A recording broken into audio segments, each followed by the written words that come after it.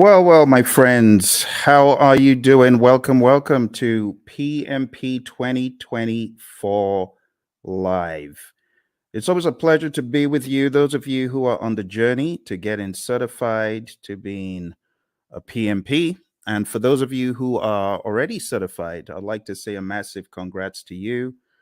Really excited to be able to meet with you once again. So don't be a stranger. Let me know where you're calling from or where you're listening to me from. And for those of you that may have any questions, now's a good time to begin putting the questions in. But the purpose for our meeting today is to once again realign your journey towards PMP exam success. Okay. I know lots of you have plans to get certified in 2024, but it's important that you be focused on the right direction. All right. Because this PMP exam, when you look at it, it's full of content. It has so much information in it. So you need to be focused, my friend. You need to be laser focused on what exactly you're doing at every step of the way.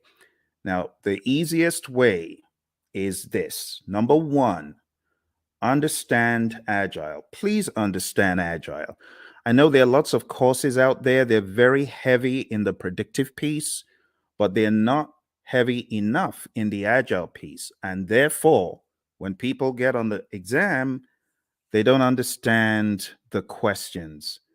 Let me be perfectly clear about the questions, how the questions are posed.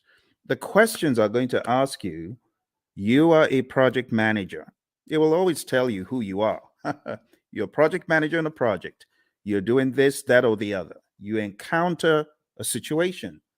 What should you do next? But not just that. In the answers, you very well could have a blend of agile and predictive answers. And it doesn't mean you should choose agile all the time or predictive all the time. It depends on the way the answer is crafted. So my recommendation to you, number one, if you have this book called the Agile Practice Guide, read the book. If you've been for one of my courses and you have Agile book, this one, if you have Agile Principle Raw and Uncut, please read the book. In fact, I mean, you can see the relative size, right? This is great. This goes deep. This brings you into the discussion like from a layman's perspective. So if I were you, you can get this on Amazon. You can get this everywhere books are sold, pretty much this as well.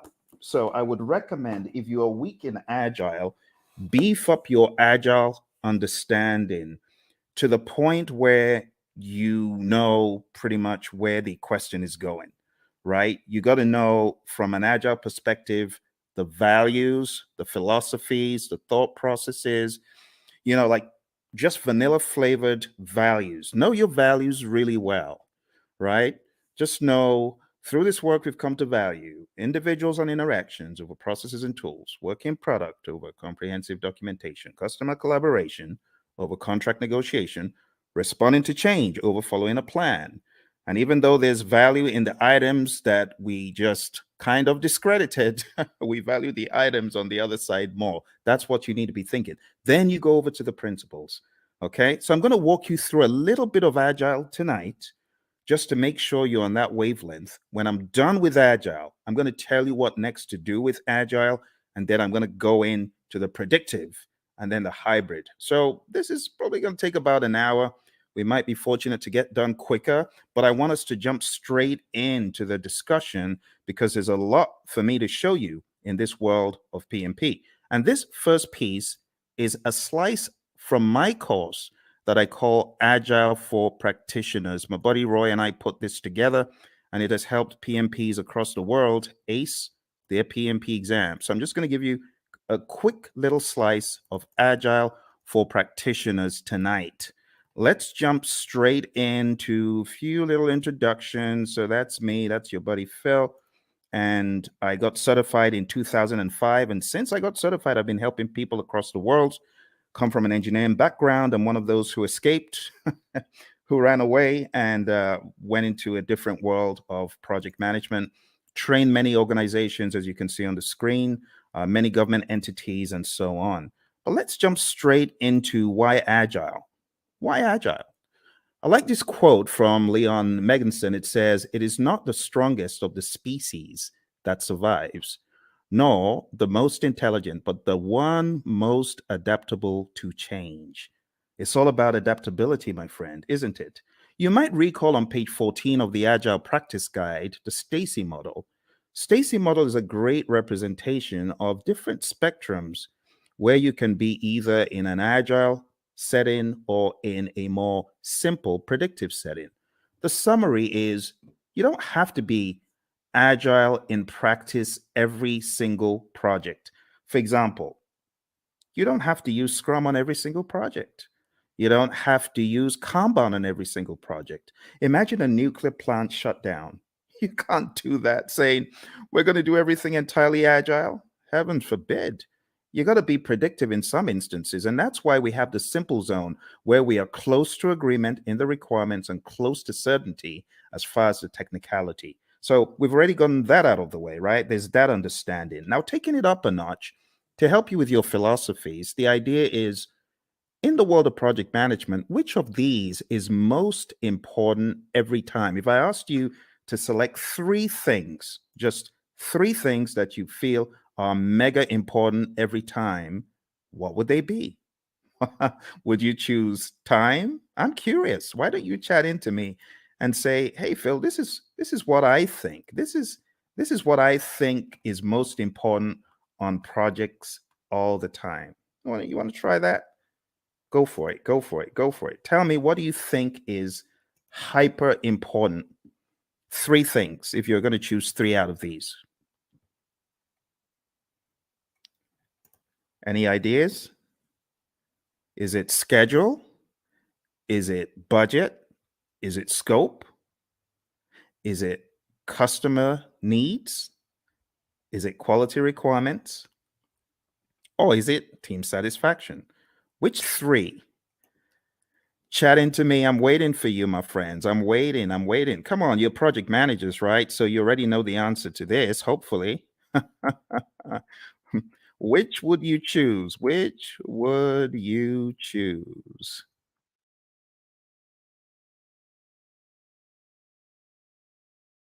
All right. Which would you choose? Everyone's trying to be all cute here. All right. Well, what I would choose is probably not the first one because delivering on schedule, if I don't deliver quality, is going to be frowned on. Won't you? Don't you agree? If I delivered on schedule, but my customer is not happy, what good is that? Right? What about delivering on budget? You deliver on budget, but your customer is not happy. You got issues. You see where the train is going now? So, in order to answer this question, you need to ask, what about the customer? That needs to be actually one of the first things, but it's not the first thing that you think about. You know, the very first thing you should think about? The very first thing you should think about is the restaurant analogy.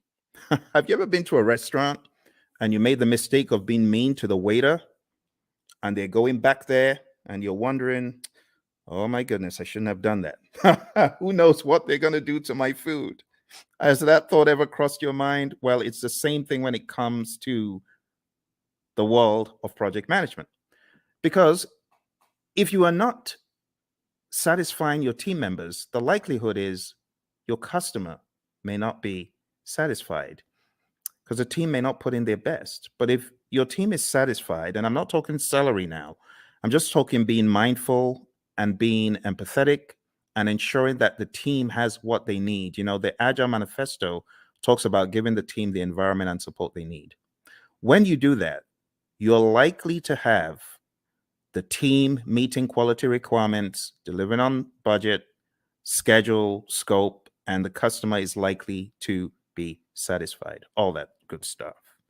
Okay, so the best answer to this, I don't know if you noticed, this said all plan scope. So you don't have that mindset of, oh, we have to deliver everything. In the world of Agile, no, that's not our mindset. Our mindset is we got to deliver value. It doesn't have to be all the scope. So I was looking for you to choose the bottom three.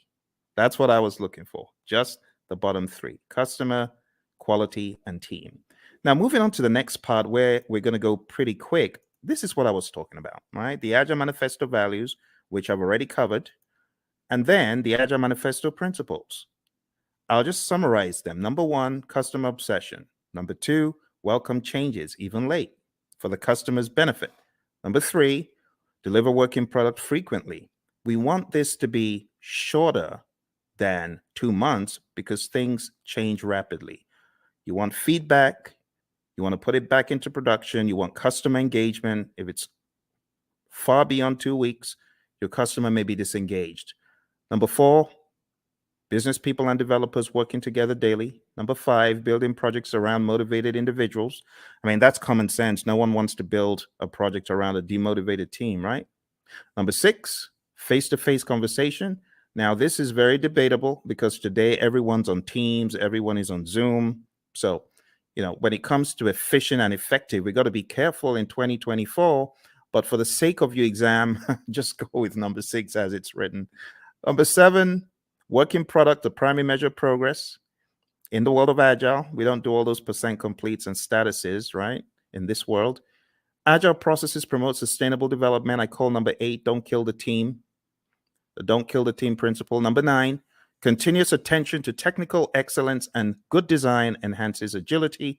Number 10, keep it simple, sir. Keep it simple, sister. Number 11, the best architectures, requirements, and designs emerge from self-organizing team. Just leave the team alone. Let them do their stuff.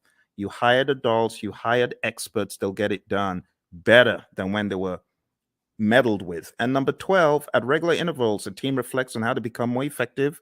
They tune and adjust their behavior accordingly. Doesn't always have to be the retrospective. This could be just a way of life, a day-to-day philosophy. And that's the Agile Manifesto. You do really need to know this well before you exam, okay? Now, let's go a step further. There is one more thing in the world of Agile that I like showing, and that is a difference between the predictive thinking, which is encapsulated on the screen right here. You can see in the traditional world, scope is fixed. But in the world of Agile, what happens? We flip the triangle on its head, and scope is now flexible, right? What is fixed is we have a fixed time box, that's schedule, and then we have a fixed budget, team size. So don't forget these core things about the world of Agile. Finally, before we get out of Agile, I just want to remind you, because I know a lot of people fight this one. The most popular Agile framework is Scrum, okay? If you haven't read the Scrum Guide, you should. Go to scrumguides.org, download it, read it, right? Scrum is a lightweight, easy to understand model. It's based on 3 pillars of transparency, inspection, and adaptation. This is a sequence of activities. What happens? Number one, we have a product backlog, and it's a list of all the things our customers want. Then we have an event. It's called sprint planning. Sprint planning is where we meet to decide what we're going to get done in the sprint. As a result of that meeting, we get a sprint backlog. Once we get our sprint backlog, we then have our marching orders. We are already in the sprint, technically, once we start the sprint planning event. But the next event that happens is the daily scrum. The daily scrum is something that we do every 24 hours. Don't say, oh, we do a weekly daily scrum. No, that's not a daily scrum. It has to be daily. So the daily scrum is where the team meets. They meet as a sync up meeting. It is not a status meeting. Please don't choose that on the exam when they give you the trick question that says the daily scrum is a what?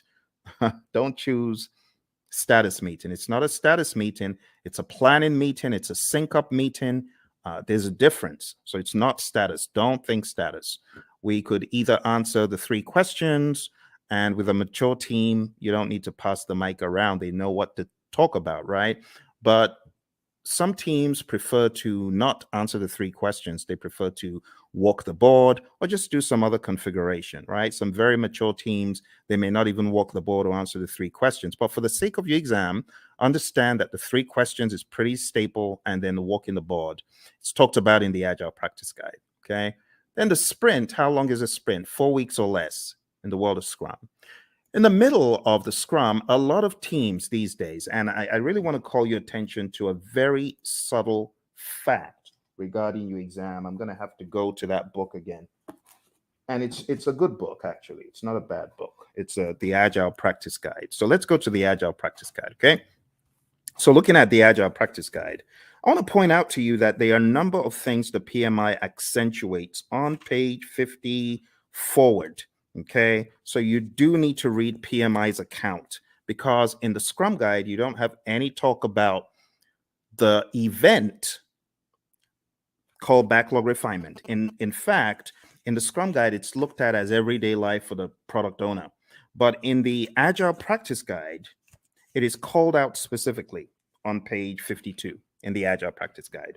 And it just reads, in iteration-based Agile, the product owner often works with a team to prepare some stories for the upcoming iteration during one or more sessions in the middle of the iteration, okay? So this account is about two paragraphs, but you don't find this in the Scrum Guide. You should pay attention to backlog refinement. You should pay attention to PMI's account of Agile, PMI's account of all things that are on the exam, okay? So even though backlog refinement in this image I've graded because it's optional, you should, as a PMP candidate, be aware that PMI has 2 full paragraphs. It says there is no consensus on how long the refinement should be. There's a continuum of just-in-time refinement for flow-based Agile. The team takes the next card off the to-do column and discusses it. And then it says many iteration-based Agile teams use the time-boxed 1-hour discussion midway through a 2-week iteration. And that's exactly what I'm depicting on the screen. This is midway through the iteration. The team takes some time out. They do the backlog refinement. They go through the whole idea behind the INVEST acronym. Now, this is not a place for us to debate whether it is good or bad, because I have some of the Agile zealots who hate the INVEST acronym. Don't listen to them. What do I mean by the INVEST acronym? Independent, negotiable, valuable or vertical, estimable, small enough to fit within a sprint, and testable. You want to make sure that your backlog items are indeed ready. Okay, like I said, various schools of thought are against the INVEST acronym. But when we talk about the refinement, when we talk about the definition of ready, it is important you understand and have some sort of guardrail framework to help you. So this helps achieve definition of ready. Okay. If the story fails to meet one of these criteria, the team may want to reword it or even consider a rewrite. So this is the INVEST acronym. When we say a story is ready, it means ready for us to work on. And in your backlog refinement sessions, you want to work on getting your stories to a definition of ready. Okay, it's just that simple. When you get certified, you can, join the debate about whether backlog refinement should be done with the INVEST acronym, whether definition of ready is good or bad. I'm not here for all that, right? But just know for your exam, it's in the Agile Practice Guide. All right, moving on. We have the sprint review event, and this is where the customer, could be the end user involved as well, the stakeholders. This is where there is a review of what was created, the increment, right? And just be aware that the sprint review event is not a gate before you can release value, right? You can release value all through the sprint. It doesn't have to be one time.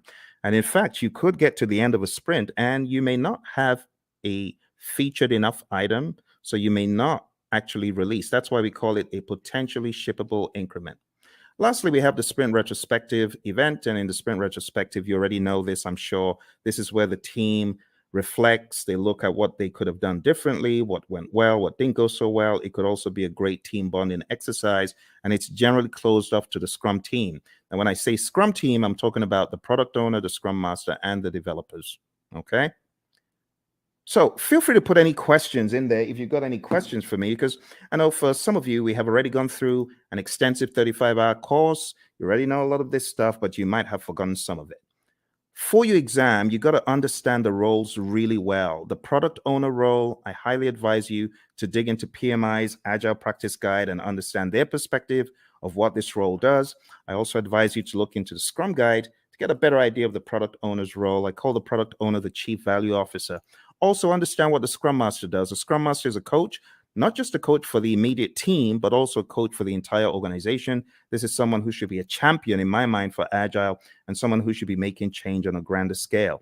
When you get into the nitty gritty of your exam, you do need to know the 5 events. So the sprint, understand that in the world of Scrum, it's 4 weeks or less.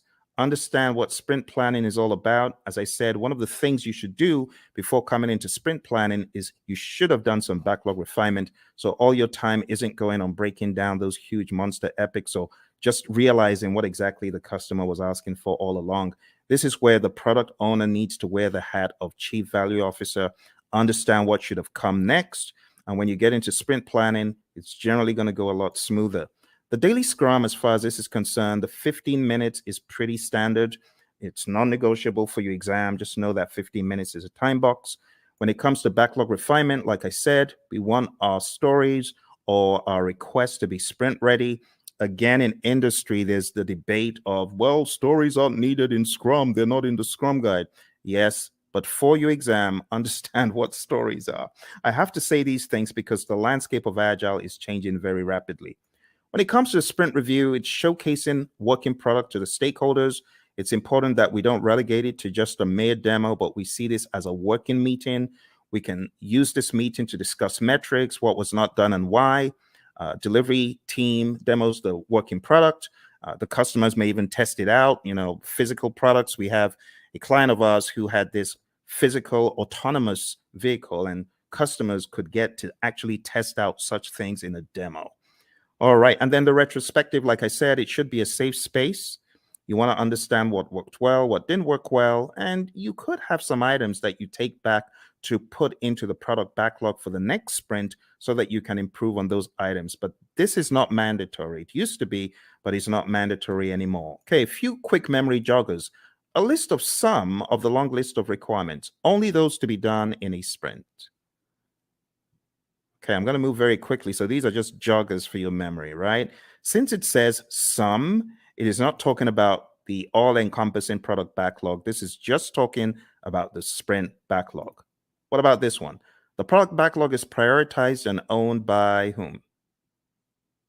Okay, I've already given you the answer to this earlier on. So this is talking about the Chief Value Officer, aka product owner. All right, how about this one? The first event of a sprint is what?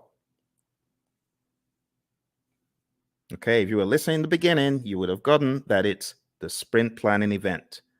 All right, let's go to the next one. The average length of a sprint used in most firms. If you use the world of Agile philosophies in your firm, you probably know the answer to this one. All right, so the best answer to this, my friends, is not the 1 month. I said 4 weeks or less, but in industry, the sweet spot is 2 weeks. All right, let's move on to the next one. The end result of the sprint is known as what? What do you call the end result of the sprint? All right, so I've abbreviated it because I really want you to think. I really want you to be on your toes thinking about, okay, what are we talking about here? So here we're actually talking about the increment. Now, you can eliminate 1, but you're left with 3. It's definitely not the Project Management Institute. So the best answer that I would have expected you to choose is potentially shippable increment, PSI. Majorly because it may not be featured enough. All right, so PSI is the answer to that one. Okay, PSI. Okay. Next one, a daily scrum is what? What is a daily scrum? Is a daily scrum a planning meeting, a status meeting, a phase gate, or resolution meeting? Hey, Lawan. Lawan, good to see you. Lawan is one of our PMP gurus. She's already certified. And Lawan's got some other certificates, haven't you, Lawan? So very nice to see you. Nice surprise. What are you working on now that you're a PMP? Tell me what you're working on. I'd love to know. All right. So the daily scrum, Lawan said it's A, and she's correct. It's a planning meeting. We don't want to think of it as a status meeting. That will be an immediate zero.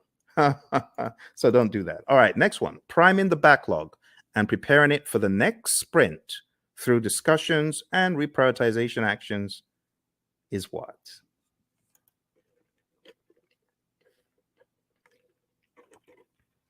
Awesome. Lawan is on it. She is on it. She hasn't forgotten it. Not missed a beat. Thank you, Lawan. The best answer to that is indeed what you chose. The answer is backlog refinement. And backlog refinement, we talk about it as being not mandatory as far as an event, but in the Agile Practice Guide, we see it there front and center. All right. The potentially shippable increment should be shown to the customer in a demonstration. This is known as what?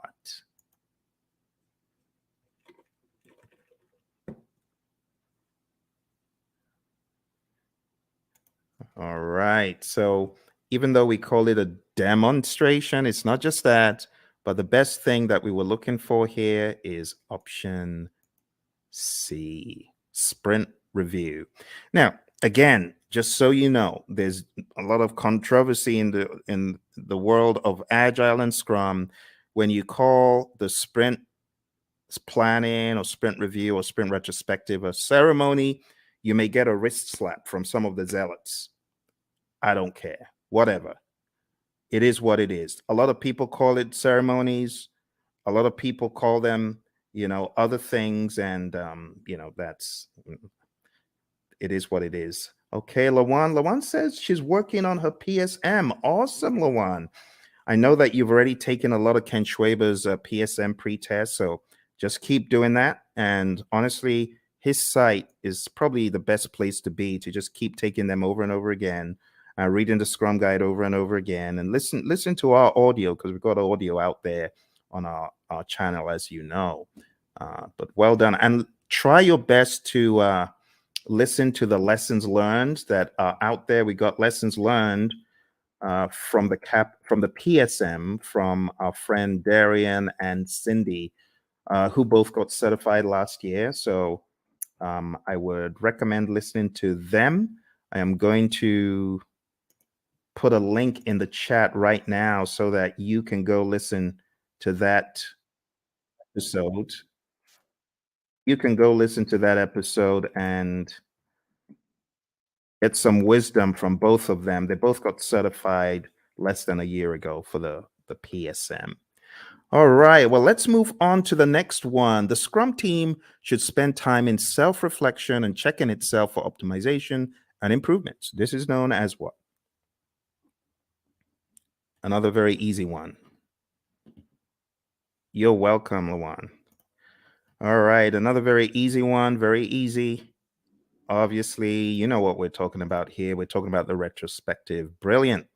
All right, another thing that you should be aware of is just the terminology when we go through the product backlog. We have different terminologies. We have the product itself. We have the epics, features, stories, and tasks. And I just use a silly little mnemonic. I just say Phil eats fries sometimes on Tuesdays. It's my mnemonic.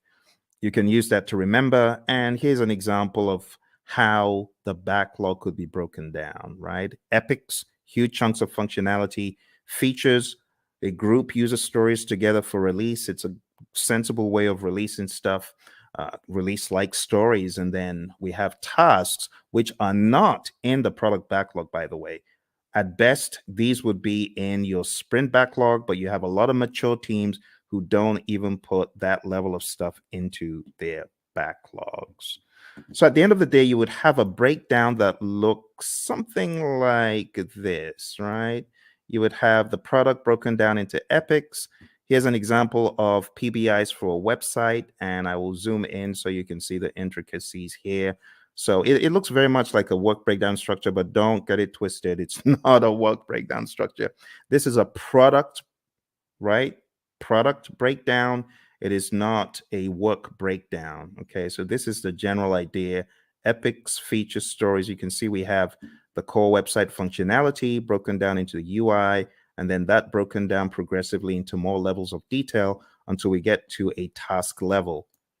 Okay, and then here you can see the UX, content and user experience, broken down into smaller pieces as well. Those would be at the feature level, and these story level, ultimately the task level. And we don't want to make this a religious thing you do in the world of Agile. It's not.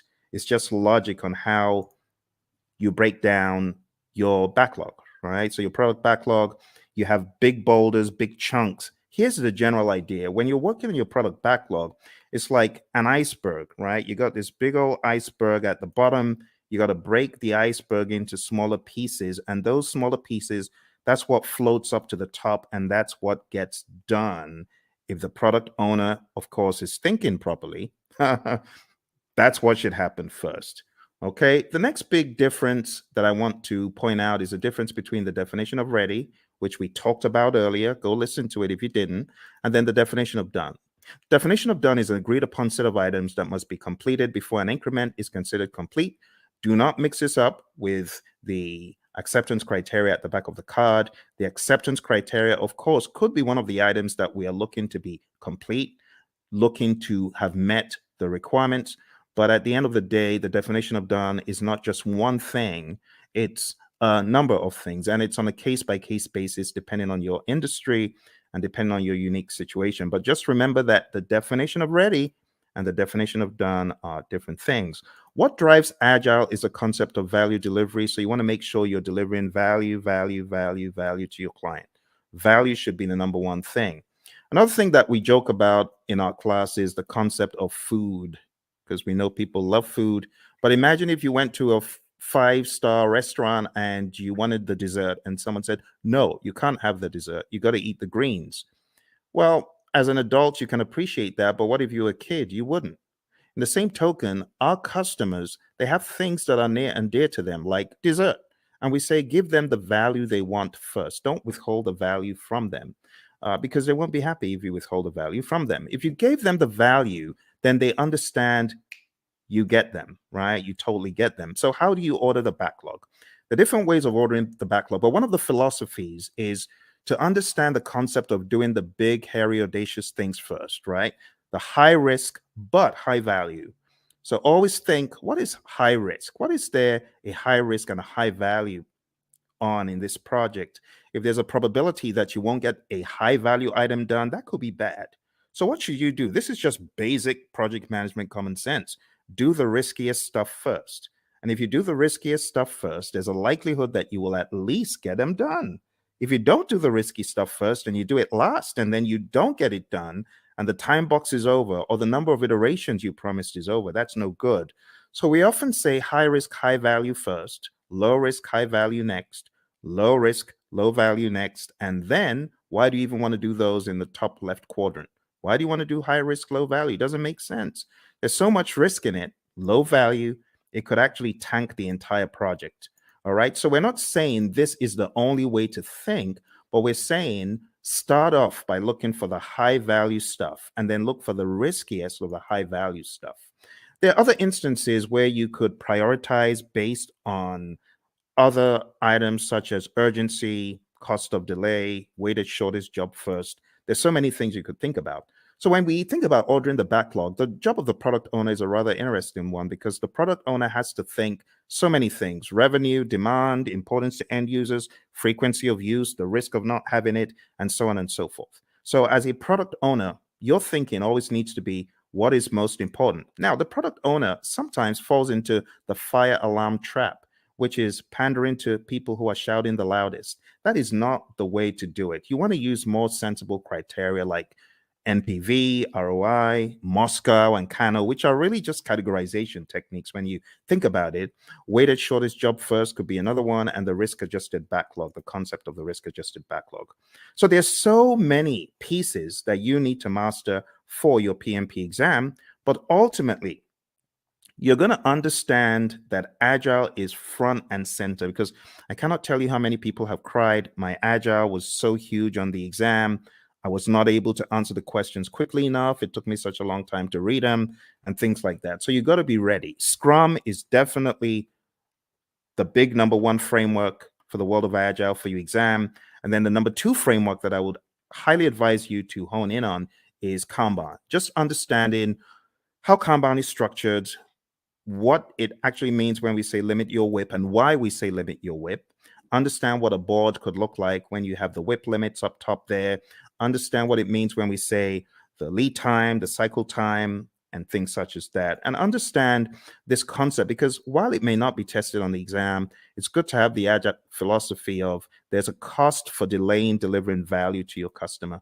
If you're not delivering value quickly enough, then your customer could tank, your customer could fall off the radar, your customer could go out of business. So we want you to have that mindset, okay? And last but not least, I'll just say have a mentality of the shuhari, right? Alistair Coburn brought this into the world of Agile from the world of Aikido, and it's just a great philosophy to understand. You got to go through a period of blind obedience. So I remember when the PMI Phoenix chapter brought the whole CSM bandwagon to our chapter, and I was one of the people who jumped on it. And our trainer was receiving a lot of consternation. Tom Meller was receiving a lot of consternation from the PMPs because they felt, what is this? This doesn't make sense. Why should we do this? Don't criticize our project management and things such as that. But blind obedience is best. Honestly, if you're coming into the world of Agile, just leave all your predictive stuff at the door, because I was in the world of predictive for eons, but I had to embrace, as they say in the military, embrace the suck. I had to embrace what Agile was bringing, the change in mindset. And not until I embraced it and I went fully in did I fully get it. So the blind obedience stage is really important. After the blind obedience, you get to the heart stage, consciously moving away from the rules, detaching, breaking free. And when you have done this for a period, you now understand the why, and you are just on autopilot Agile when you get to the restage. You're unconsciously finding an individual path to go beyond or transcend. So, my friends, for your exam, this is the first piece that I wanted to introduce to you because Agile is big. It's really big. Now, if you haven't already realized, your exam is going to be based on people, process, and business. And people, process, business could cut across the world of Agile, or it could also cut across the world of predictive. Yes. And that is why I should not say the 12 principles. 12 principles are important. That's in PMBOK 7. So let me just get the 12 principles out of the way for a quick second. 12 principles. Let's talk about that. So for those of you that haven't read about the 12 principles, I want you to download a PMI PDF. I'm going to try to put that PDF in the comments below. So PMI 12 principles.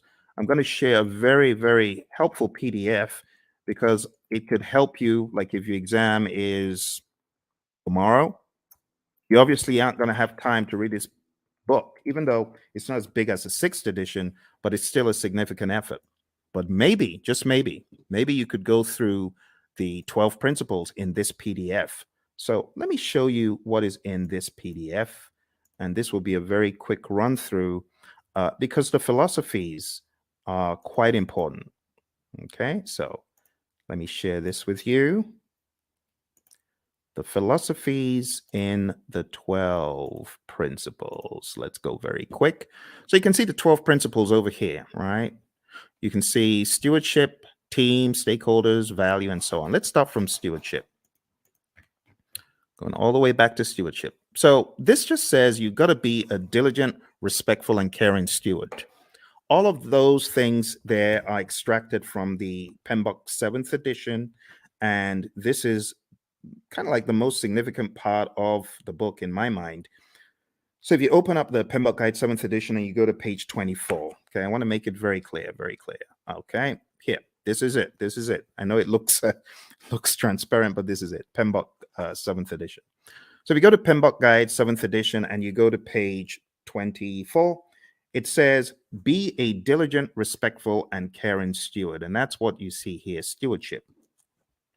Stewardship includes integrity, care, trustworthiness, and compliance. And the summary is this: act responsibly to carry out activities with integrity, care, and trustworthiness while maintaining compliance. And that's it. Let's go to the second one. Number 2, team. So if you follow me to the next one, page 28, it just says project teams are made of individuals who wield diverse skills. And the summary is create a collaborative project team environment. That's the summary. All right. Next, we go to stakeholders. And the principle about stakeholders is one of collaboration. It just says effectively engage with stakeholders. Number 4, value. I've already talked about value today, and this just espouses that same idea. Focus on value. If it's not valuable, don't do it. Continually evaluate and adjust project alignment to business objectives and intended benefits and value. Systems thinking. Always see the big picture. It says recognize, evaluate, and respond to system interactions. That's that one. Going over to leadership. Leadership is all about being bold, taking those leadership decisions, making them, it says, demonstrate and adapt leadership behaviors to support individual and team needs. So here, I would say definitely know the Hersey-Blanchard model, the 5 stages of team development, things like McGregor's theory, Herzberg, Vroom, McClelland, all those, you should have an idea about those. But understand that leadership is all about influence. There's a difference between leadership and authority. You got to know that, okay? Even in the power interest grid versus the influence impact grid, there's a difference between power, authority, and influence leadership, okay? You got to remember that. So demonstrate leadership behaviors. Moving on to tailoring. Tailoring, it says, tailor based on context. The summary is you cannot throw the entire PMBOK guide or guides or process group or practice guide at every single project. All right, next one is quality. It says build quality into processes and deliverables. You got to think quality. It says maintain a focus on quality that produces deliverables that meet project objectives and align to the needs, uses, and acceptance requirements set forth by relevant stakeholders. Let's move on to complexity. Complexity, it says navigate complexity. The best way to navigate complexity is to understand the dimensions in it. The dimensions, human behavior, system behavior, uncertainty itself, and ambiguity, and technological innovation. There's a difference between these two. So let me go over these on page 51 very quick for you. Ambiguity is a state of being unclear. It says of not knowing what to expect or how to comprehend a situation. Then it says uncertainty is a lack of understanding and awareness of issues, events, paths to follow, or solutions. The summary is this. PMI is saying complexity is a characteristic of a project, and you as a project manager, you need to know how to manage it. How do you manage complexity? Let me take you back in time to the Stacy complexity model. Remember? Now, how did we say we would work on complexity? We're going to break things down into smaller pieces, do things in iteration. Sounds like agile, right? Because that's what we're talking about. All right, number 10, optimize risk responses. It says continually evaluate exposure to risks, both opportunities and threats, to maximize positive impacts and minimize negative impacts to the project and its outcomes. Number 11, embrace adaptability and resiliency. It says build adaptability and resiliency into the organizations and the project team's approaches. It says most projects encounter challenges or obstacles at some stage. The combined attributes of adaptability and resiliency in the project team's approach to a project help the project accommodate impacts and thrive. Adaptability refers to the ability to respond to changing conditions. Resiliency consists of 2 components: the ability to absorb impacts and the ability to recover quickly from setback or failure. Last but not least, we have number 12, one of my favorites, and this says enable change to achieve the envisioned future state. It says prepare those impacted for the adoption and sustainment of new and different behaviors and processes required for the transition from the current state to the intended future state. Here's the deal, my friends. If you're ever going through change, just remember that people are different. Some people cannot absorb change very well, and others can. So you must approach it from a humanistic standpoint.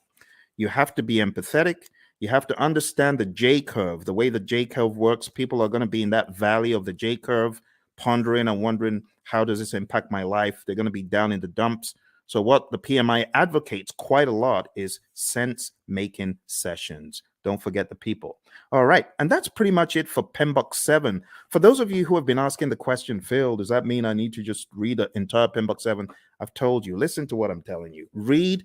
I've given you one PDF. Can I give you one more PDF from the PMI? Let me give you one more PDF from the PMI. I'm going to give you the domains PDF because I know some of you, you're still wondering, but what about the domains? I need to know the domains. Okay, I'll show you the domains. You want domains? We'll go to domains tonight. I'll show you. So here we go. Here are the domains. Okay, just to ensure that your curiosity is satisfied, there are 8 domains in the PMBOK Guide 7th edition. Now, stay with me because I know some of you are fixing to run away. Stay with me. Okay, I got to explain this. This is PMBOK 7. This is PMBOK 6. PMBOK 6 is a wildebeest. It's huge, right? It has 756 pages. This one, on the other hand, has 300 and something pages. However, when it comes to predictive project management, this does not do a good enough job, which is why the PMI have included in their library something called Process Groups of Practice Guide. And that took from the now out of publication 6th edition, and they put together Process Groups of Practice Guide to walk people through the knowledges and process groups. Because, should I just be honest? People ain't buying the domains. People are like, we've known the process groups and knowledge areas for the past 2.5 decades. Why are you giving us? It reminds me of the Israelites. Why are you giving us this stuff to eat? Why are you giving us why are you giving us PMBOK 7 to eat? So let me show you the summary, okay? Let me show you the summary. Here is the domains, okay? I've put the domains in the chat. Now let's share the domains very quick. Now, I'm going to read for you from the PMBOK Guide 7th edition, and hopefully you will not ask me this ever again because I feel it's not a very good use of our time, but I know some of you are curious. So let's go to page 7. And another thing about this book is it has 2 sets of pages. You have page 1 in the side where you have the principles, and then you have another page 1 where you have the domains. But let's talk about the domains. Listen carefully. It says, a project performance domain is a group of related activities. That's the difference. It did not say a group of processes. You get it? A group of related activities that are critical for the effective delivery of project outcomes. Project performance domains are interactive, interrelated, and interdependent areas of focus that work in unison to achieve desired project outcomes. There are 8 project performance domains.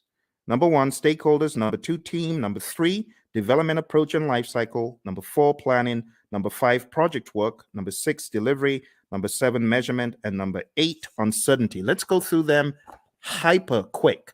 Stakeholders is all about your care for your stakeholders, understanding that you need to effectively interact with them.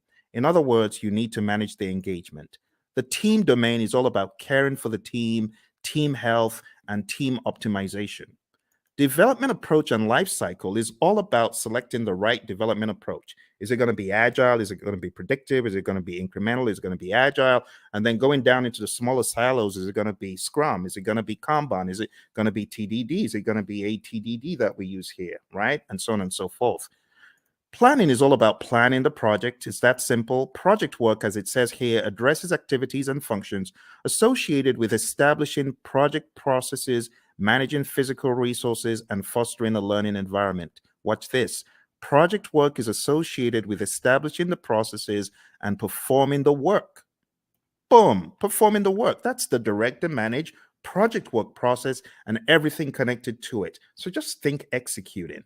The next one is delivery. This just makes sense. You create a product, service, result, feature, function. It needs to be delivered. And that's what you're doing in the delivery performance domain. It addresses activities and functions associated with delivering the scope and quality. You see those two? Scope management, quality management. I told you you were not missing anything. That's what these domains are all about.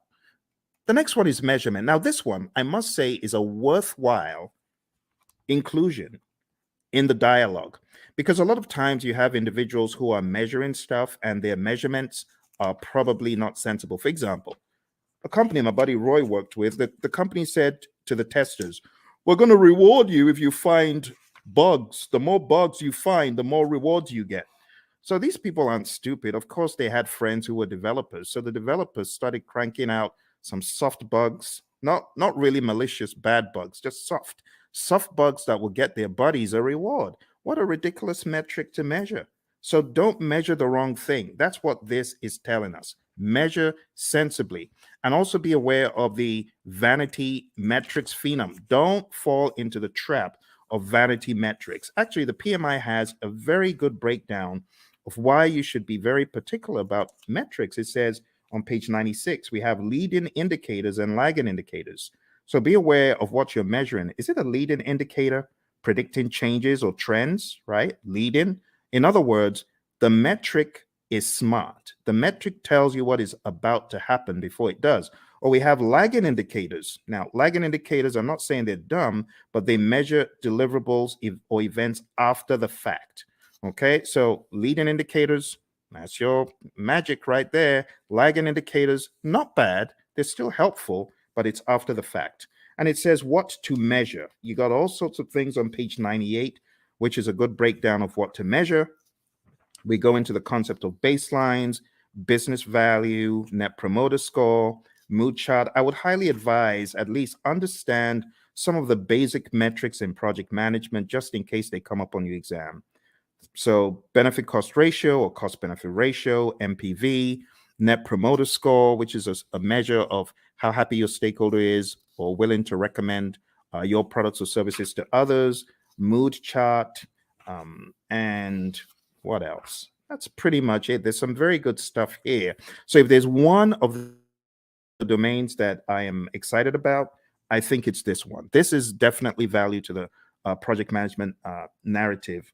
On page 112, we have my favorite, the vanity metric, a measure that shows data but does not provide useful information for making decisions. Has someone ever told you to gather data and measure stuff that is just worthless?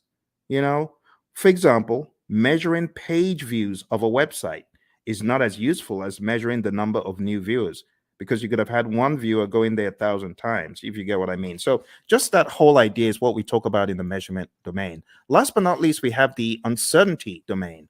And it just says projects exist in environments with varying degrees of uncertainty.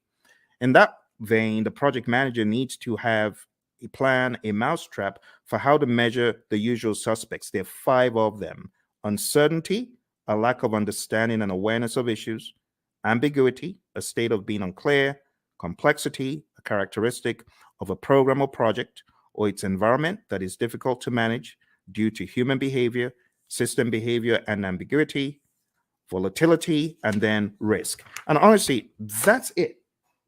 That's it for your 8 domains. We don't really have to go any further. It would be a waste of time. Now, if you have any questions, I would love to answer your questions. We're going to be hitting about an hour very soon. But before we jump off the call today, there's one more thing that will be in order. And what I want to do next is just talk about the deeper world, the deeper world of project management by going into, it's the grid. Everyone's like, oh my goodness, not that again.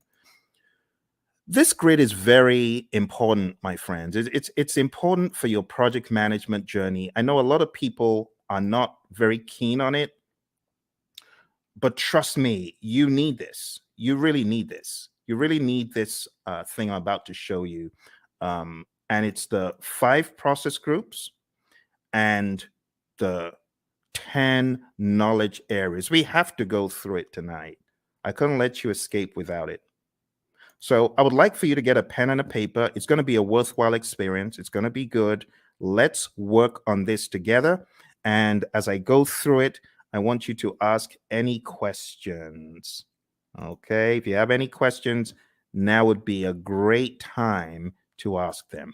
So in the world of project management, according to the PMI, way back in time, there are 5 process groups of project management, and they're just 5 buckets. I just call them buckets of things that need to be done in order for us to get project work done.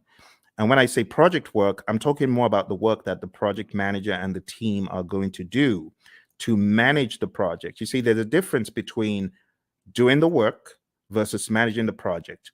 You hear the PMI talk about a product life cycle. That's all about doing the work. But then there's talk about a project management life cycle, which is really code for the process groups. So if you're taking this exam, what is going to help it become easy for you? I heard this again from one of our latest PMPs. Shout out to Lily, who got certified about 4 days ago. She said the same thing. This will help your exam. Highly recommend that you watch this over and over again and you work with me. I am going to be typing in all of the process names and I'm going to be explaining them to you. All right. So why don't we get started with the first area of knowledge? Because we got, I prefer extra money in cash at the top, or I prefer eating mangoes chilled. And then we've got, I saw 6 chipmunks quietly roasting coffee, reading poetry stories. Or I saw 6 Cubans quietly rolling cigars, really puffing smoke. You choose whatever one you want. As long as you remember the 10 areas of knowledge, I'm good. Moving into each one, we have the very first, which is integration. I'm going to be making them a bright yellow as I go through. Hopefully, I remember to be consistent with it. And in that way, you'll know which one we're on. Okay. So right now, we're going into integration. Let's make it a bright yellow. All right. So in integration, the very first thing that happens is the develop project charter process. And in Develop Project Charter, you are creating a document that authorizes the project. You, the project manager, could be working on this, but you don't necessarily have to, because if you've got a sponsor who is capable, they could create this by themselves. They don't need you to do it. But other times, they may ask you to do it. In fact, in a lot of companies, the project manager creates the charter, the sponsor signs off on it. So you have to understand that dynamic. All right. Next, going over to planning, the next thing you do in integration is you develop the project management plan. And this is where you put the big plan together because there's a lot of stuff that actually happens under the process that we're not seeing yet. There's stuff that happens under integration, and all of that rolls up, technically speaking, into integration at the end. We'll talk about that progressively. Next, going into executing, we have the direct and manage project work process. This is where the work is being done and the major output is a deliverable. So think about it. Everything that you're doing in project management, whether you're making a chicken sandwich or whether you're working on software or code or whatever, you will have the time when you need to do the work. And direct and manage project work is where the project manager is helping by directing and managing what needs to be done. Okay. From direct to manage project work, in addition to deliverables, we get something called the issue log, and we also get work performance data, which is just like you as a project manager, you are observing what is happening on the project. You know, you're observing how many widgets have defects. You might be observing which employees are unable to come in for work. We call that work performance data.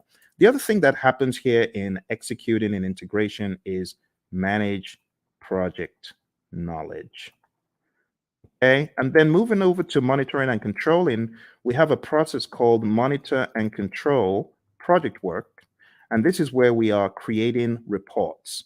We call them work performance reports. And the reports help understand the status of the project and so on. And the other thing that happens here is called perform integrated change control. And this is where you are reviewing the change requests that come in. The change control board is also involved. So you would review the change request as it comes in. If the change request is not in formal writing, you are encouraged to put it in formal writing. And then you review it, you do an impact analysis, and then you send that information to the change control board, and they can review the change request and decide whether it's going to be done or not. And then in closing, we have the close project or phase process. Close project or phase. And this is where you close out either a phase in the project or the project as a whole. Now, what I want to do right now is just comb through them in a little bit more depth. All right. We get a project charter from here, develop project charter over here. From develop project management plan, we get our project management plan. From direct to manage project work, we get our deliverables. From manage project knowledge, this is where we do our lessons learned. We get a lessons learned register. From monitor and control project work, we get our work performance reports. From perform integrated change control, we get our approved change requests. Remember, we could also say the change log is technically an output from here. But remember, your exam is not based on all these inputs, outputs, and stuff. They just help you understand the flow. It is important for you to understand the flow, my friends. And then we have close project or phase. So closing out the project or a phase in the project. This is where we have a final product, service, or result transition as an output. We also have a final report as an output. Okay. Now, these are not just random words that I made up. These are indeed things in the PMBOK Guide 6th edition and things that are helpful for you to know as you traverse the landscape of project management as you prepare for your exam. Okay. All right. I hope that makes sense. Do send in any questions if you have questions. So that's the first knowledge area. Now, everything that happens under integration, you got to look at it like this. Look at it like this. All this stuff under rolls up. All the stuff under rolls up, technically speaking. Now here, I know we only have one process here, but technically speaking, what you have in identifying the stakeholders, you want to make sure the stakeholders buy into the charter. All the stuff you have here in planning is going to add up to your project management plan. All the stuff you do in executing is pretty much governed, talking about governance from an integrative standpoint. Everything you do in monitoring and controlling is governed up here because all you're checking to see if you're going according to plan in all the knowledge areas is governed at a higher level in monitor and control project work. And closed project or phase, it just has that. Okay. And that's the general high level idea. Now we're going to be going crazily quick. So I'm going to put the responsibility in your court to tell me to slow down or stop, because I'm just going to go pedal to metal from here. Okay. All right. So draw along, follow along. It will be a good exercise. Going into planning, we have plan scope management as a process where we decide how to manage scope. Then we have collect requirements, where we are collecting all the requirements, functional requirements, business requirements, and so on.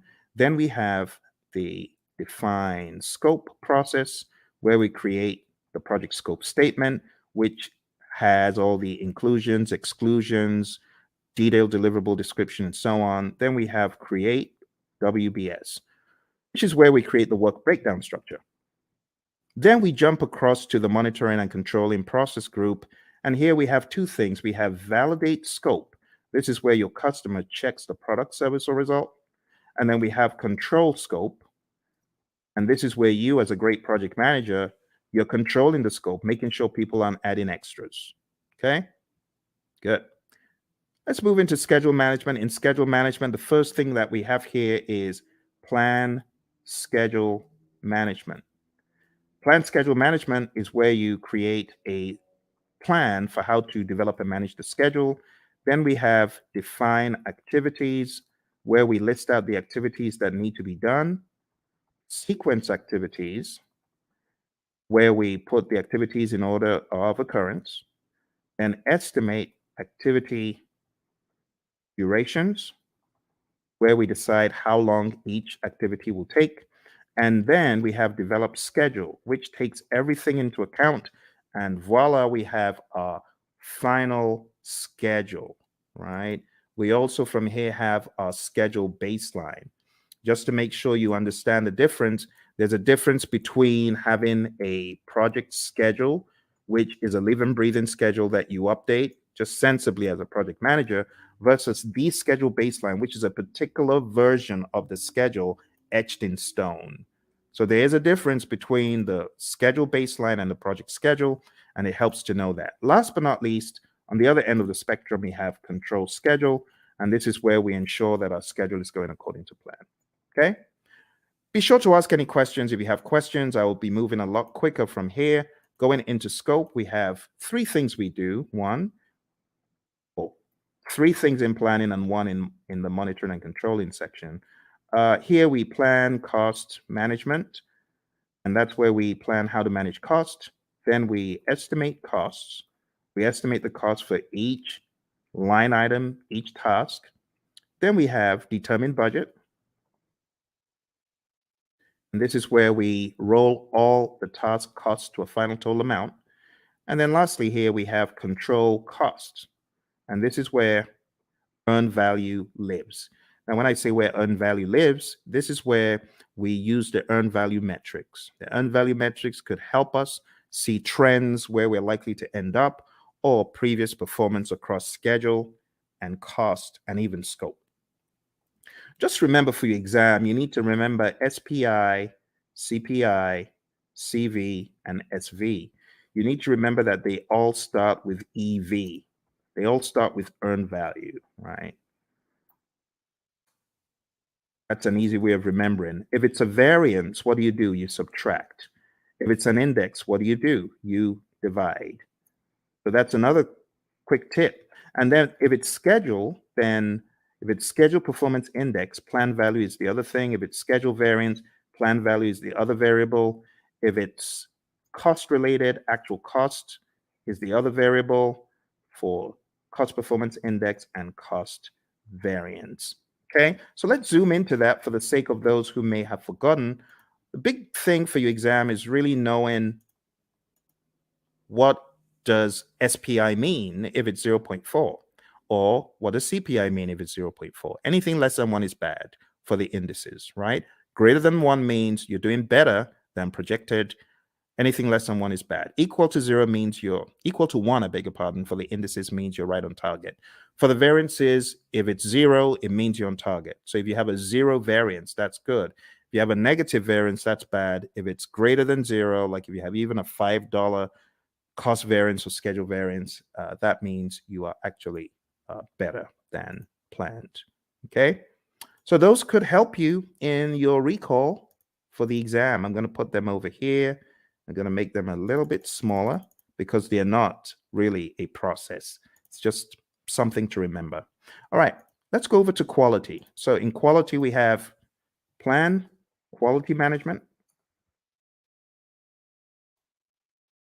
and we have manage quality, where we are actually carrying out our quality audits, manage quality. And last but not least, we have control quality. And in control quality, this is where we are actually checking the product, service, or result. Okay. For those of you just coming, we're doing an end-to-end coverage. It's a very rapid means for you to catch up on the PMP. Once this live stream is over, it is likely you will not see the video because the video will be pulled down. You won't see this video once it's over. So if you know you're not able to stay, unfortunately, you will not see this video afterwards. All right, let's come out. Let's go back in. All right, there we have it. So we've got plan quality management, manage quality, and control quality. Moving on to the next thing we're talking about, we're going to talk about resources. Moving on to resources, we have 6 things here. We have plan resource management. We have estimate, activity, resources, and those two happen in planning. In executing, as far as resources concerned, we have acquire resources, we have develop team, and then we have manage team. And what are the differences? In develop team, this is where our team goes for team building. They get trained, they get educated in project affairs if they need to, or technical things. And then in managed team, this is where we give the team feedback. And last but not least, here we have control resources. All right. If there are any questions whatsoever about what you get out of the processes, please ask. I know I'm going pretty quick because I have so many videos about this stuff on the channel that I'm expecting that you might have maybe even already gone through some of those.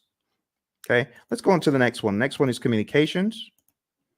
And in the communications knowledge area, you're going to do three things. You're going to plan communications management. You are going to manage communications. In other words, you're going to communicate. This is where you're going to distribute information to people. This is where you could have reporting done in meetings. And last but not least, we have monitor communications. Okay. Again, I want to encourage you, if you haven't mastered this, this is important for your PMP exam. I know some people feel, oh, this is old stuff. Trust me when I tell you, I cannot count how many people I've heard from that this helped them put the big map together. So I really want to stress, if you haven't mastered this, please spend some time in doing so. Okay. All right. Let's make these a little bit smaller because we got a really big one coming up. We got risk. Risk is a significant beast. It's very, very big. So let's go on to risk. And risk starts off as usual with plan risk management. This is where we create a plan for how to manage risk. Then we identify the risks. Then we perform a qualitative risk analysis. Think about it like a high, medium, low, or on a scale, numbers that generally don't equate to the same thing from project to project, but they help us in the prioritization of the risks, as far as which risks are we going to go after, which ones are we going to leave alone, so on and so forth. All right, moving on. We have perform quantitative risk analysis. And this is where we analyze the risks from a numeric standpoint that is also dollar related, or something quantitative like weeks. You could analyze from a schedule perspective, how many weeks, how many days, and that's an absolute. That is not qualitative. Or how much money is going to be the result of this risk as far as contingencies are concerned. This is where you're getting really into some hardcore amounts. The next thing that happens is called plan risk responses. And then we jump across to executing, and then we implement those responses. Okay. And last but not least, we have monitor risks. Now, when it comes to plan risk responses, again, I'll take some time out to talk about the A team, not Mr. T and the A team, but avoid, transfer, escalate, accept, and mitigate. Okay.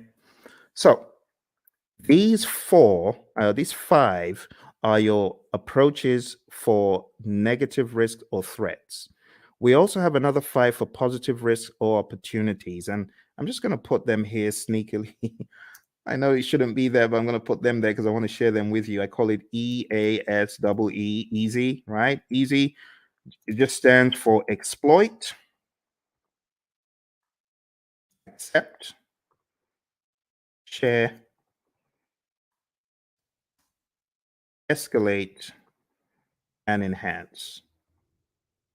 You got to know these really well. Look on the channel because I have videos. Avoid. Let me just blow this up a little bit so that you can see it a little clearer. Okay, let's blow that up. Okay, so avoid, and feel free to take screenshots. That's fine if you want to take screenshots, right?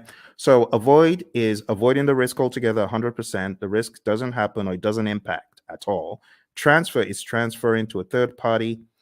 Escalating is elevating the risk to either your boss because it's beyond your power or your authority, or you could escalate because it's affecting other parts of the organization. Accept is doing nothing. We have passive and active accept, and mitigate is reducing the probability of impact. On the side of the easy, which really should be here, but I'm just making this quick. The easy is for the positive risk. So you could exploit a risk that's 100%.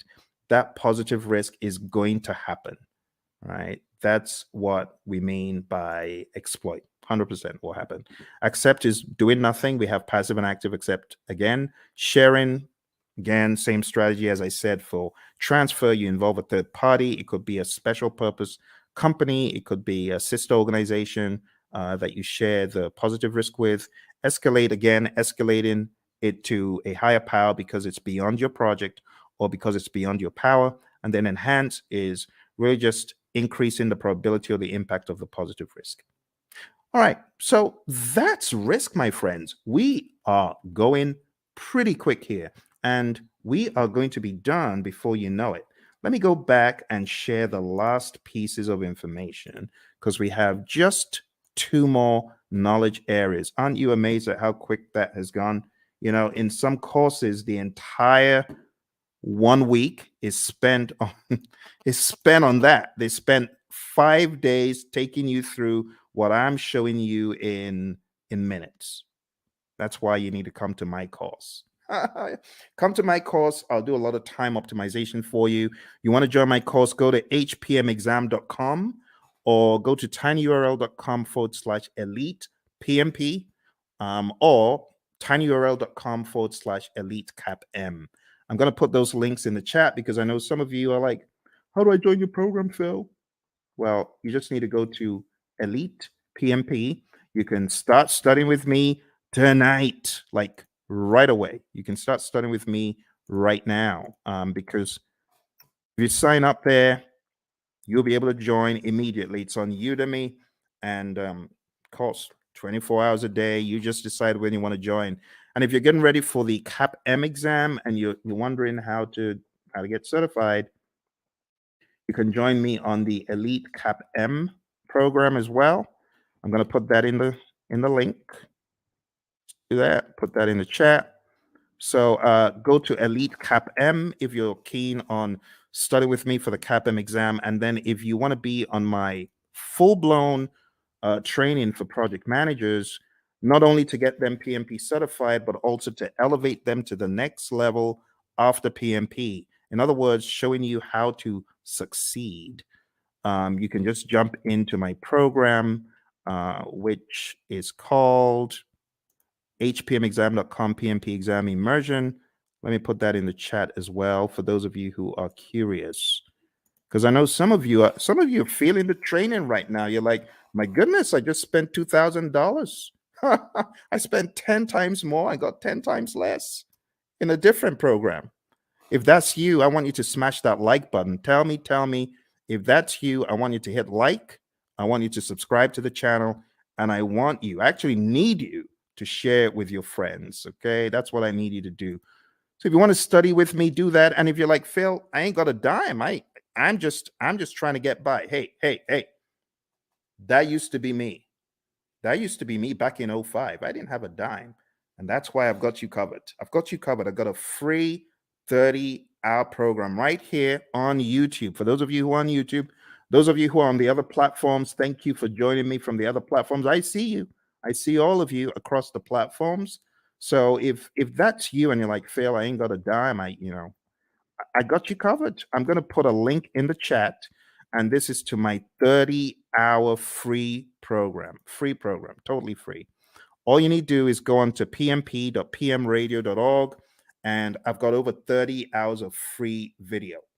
Free, totally free. No catch. The only thing I ask, though, if you really want to support the channel, because I know some of you you gained so much from the channel. Just go get the book, PMP Exam Immersion, right?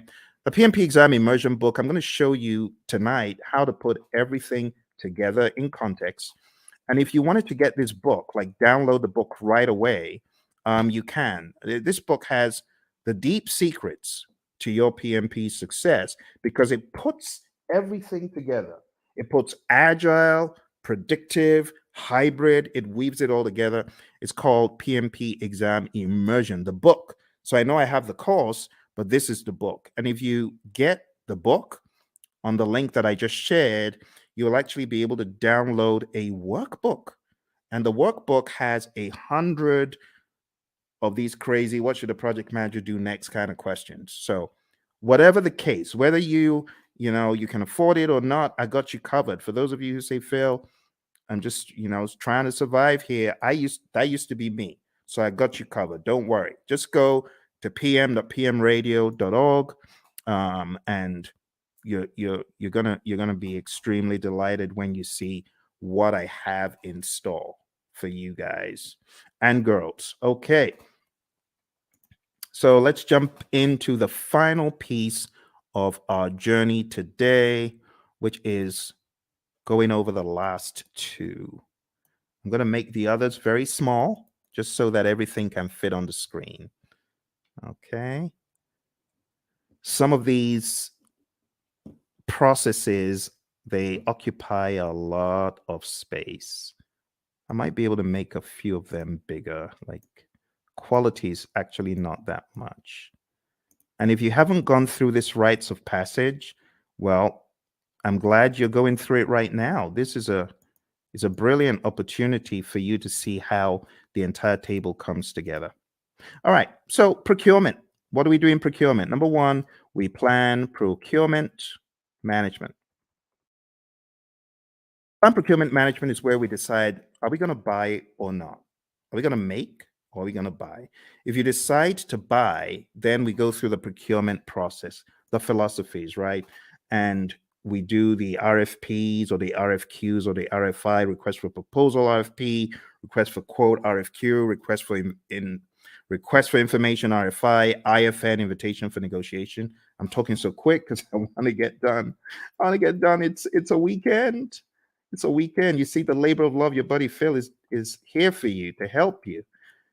Because once I hit the road again, it's going to be hard for me to do these. And I hit the road very shortly. All right, conduct procurement is where you take a look at all of the proposals that were sent in and you select one or two, you award a contract, and then control procurements. This is where you are checking to ensure that the vendor, the seller actually did what they promised. You want to make sure that they are delivering. You want to make sure that they are on time. You want to make sure, as one of my students said, hey, my client just showed up and we do interior for airplanes and they just showed up to do an audit. That's control procurement. You want to make sure that the seller is really upholding the quality. And the funny thing is they weren't, because, some of these folks, they want to show off to their friend, like, oh, you need to take a look at this aircraft that we're refurbishing. So unfortunately, on that day, one of them brought his buddies into to the workplace. Bad move because the customer showed up. All right, let's finish this off. All right, last but not least, we have stakeholder. So over here, we have identify stakeholders. This is the only one that you have in the initiating process group. And then we have plan stakeholder engagement. And then we have, after you've planned how to engage a stakeholder, then we have manage stakeholder engagement. This is where you're actually engaging your stakeholder, speaking with them, communicating with them, working with them. And last but not least, we have monitor stakeholder engagement. Okay. And my friends, that's it. I just showed you. Please give me a round of applause. Give me a round of applause, please, please, please.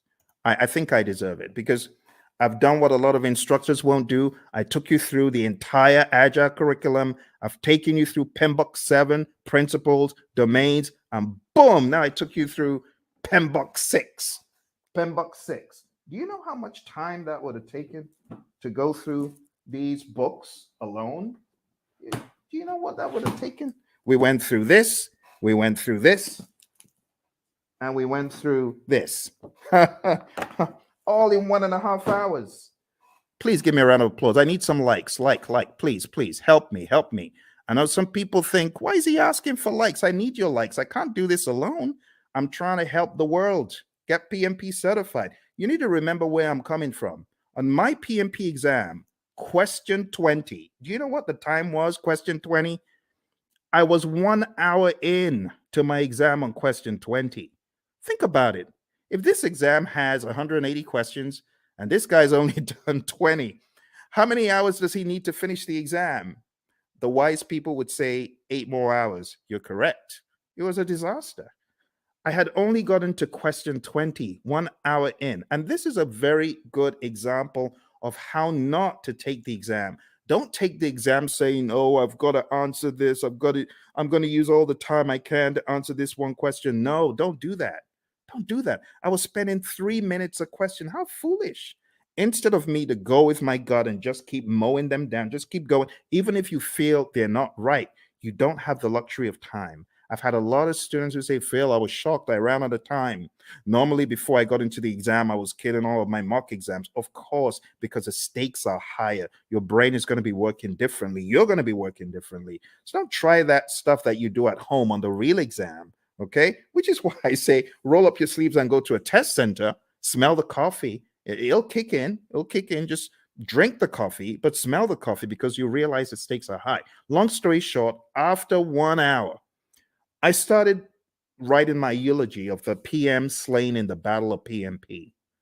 The PMP who tried his best, the PMP aspirant, the PMP wannabe who tried his best. Phil tried his best, but alas, he was slain at the Battle of PMP. Why was he slain? He didn't have his weaponry right? So I was crafting my eulogy until a conspiracy theorist gremlin pounced on my shoulder. And I'm grateful for that conspiracy theorist gremlin. And the gremlin said, the PMI is looking at you from behind the scenes, and they can see that you got all the questions wrong, and they're giving you more of those questions. You got risk wrong, and they're giving you more risk. You got schedule wrong, they're giving you more. Why don't you go to the back of the exam? It was a crazy thought, but this is what got me out of the exam alive. I jumped all the way to the back of the exam. Back in those days, you could move backwards and forwards between all the questions. And back in my day, there were actually 200 questions. So I went all the way to the back and I started doing the questions from the back, from the back, from the back. Truth be told, hey, use this. Use this as the fire escape. For me, it was the fire escape. I started backwards and I realized the questions were easier from 200, 190, 180, 170, 160, 150, 140, and just kept doing the exam backwards. And it was easy. Then I got to a pocket of difficult questions. It's like these question writers are like fiends from the pit. They know where to grab you and they just, boom, dollop a boatload of hard questions. And it's like quicksand. Don't be moved by that. You can jump over the quicksand, or you could just do C, D, E, C, C, C, whatever the options are. But don't get stuck in the quicksand. I didn't get stuck in the quicksand. Kept mowing them down. I think I had a pocket of difficult ones in 120, kept going back around 70 something, difficult ones around 50. I didn't care. I was just mowing them down, doing my best. And then I got back to question 20. And guess what the time was? 3:55. Pretty much I had 5 minutes left. And the question is, am I going to start changing stuff or am I just going to end the exam? Took a deep breath. Boom, end the exam. And then the screen goes blank. You've been selected for a survey. We would like to find out, did you enjoy your exam experience? Was it clean? Did you like the staff members? Oh my goodness. Now I have to go all the way through this ridiculous survey saying, I liked it, I didn't like it. But remember, the conspiracy theorist gremlin is saying, Phil, you got to say you like it, because if you said you don't, you're going to fail. So what did I do? Yes, I liked it. It was good. It was clean, even though it was dingy and dim lit. Everything was good. It was good. It was good. It was good. Then press the end button and the screen goes blank for like an eternity. Congrats. You've passed the exam. Talk about being chased by, you watch those TikTok videos of crazy bear out of somewhere in Colorado, those bears. That was me. I felt like I had run from the crazy beast. And that's why I do what I do. Because when I came out of the exam, I promise that if I come out of the exam alive, as I'm writing this crazy exam called the PMP exam, I'm promising if I come out of this thing in one piece, two promises. Number one, I promise I'll never curse the PMI. I won't curse them as I always have been. And number two, I promise I'll tell everyone anything in the world that moves. I'll tell them this exam crazy. Crazy exam, crazy exam. That's why I say take no prisoners. Do everything you can before you find yourself in front of that computer monitor. Do everything you can. All right. Final thing we're going to talk about today, my friends. I'm going to show you the PMI's secret sauce for the PMP exam. They have a secret sauce for the exam, and that secret sauce is encapsulated in a document. And the document is simply called PMP Exam Content Outline. I'm going to put that in the link so that you can download it and read it. I'm showing you where all the treasure is buried tonight, my friends. You know, like I said, I'm hitting the road again. I don't know when next I'm going to be able to do this. It's going to be a while. Here we go. Here we go. That is the PMP exam content outline. And I'm going to go over the outline with you, but I'm not going to do it the usual way. I'm going to do it differently. I am going to do it very quickly by going through my special roadmap. It's a roadmap I created for the PMP, and it cuts off, I would say, about 10 hours. It cuts off 10 hours from the curriculum because it's very rapid and effective. Are you ready? Let's jump into it. Let's jump into it. Here we go. Here we go. For those of you that have been on since we started, thank you very much. I hope you're finding value from it. Your exam is going to have people. 42% of the exam is people, 50% is process, 8% is business. And then you can slice that across 50% agile and hybrid, 50% predictive. Okay? So what am I trying to say? I'm trying to tell you agile is a beast, a big old beast as big as predictive. Here's the breakdown one more time. See that? So pay close attention to the process domain, but don't forget, you could slice these into 21, 21 for people, 21 agile and hybrid, 21 predictive. For process, 25 agile and hybrid, 25 predictive. For business, 4% agile and hybrid, 4% predictive. That's the general idea. Okay. Let's go into the people domain very quickly, and I'll just try to wrap it all up. Okay. Number one, I have changed the order from what is in the outline that I sent you. In the outline, it starts off with manage conflict, and then it goes into lead a team and so on. But I'm changing it because I want you to get the flow. The flow doesn't make sense in the outline. I want you to get more of the flow from a time perspective. So number one, what I want you to think about first is building a team. You build a team, and then you begin to define the team ground rules, do's and don'ts, and acceptable behavior. And then you begin to lead a team. You know, my mentor, John Maxwell, he says a true measure of leadership is influence, nothing more, nothing less. You're going to lead the team to success. You're going to help the team understand what to do on the project. Leadership is all about example as well. The Hersey-Blanchard model is also a very good one to talk about here. If you haven't heard about the Hersey-Blanchard model, this is it. The thesis of the Hersey-Blanchard model is you need to be a situational leader.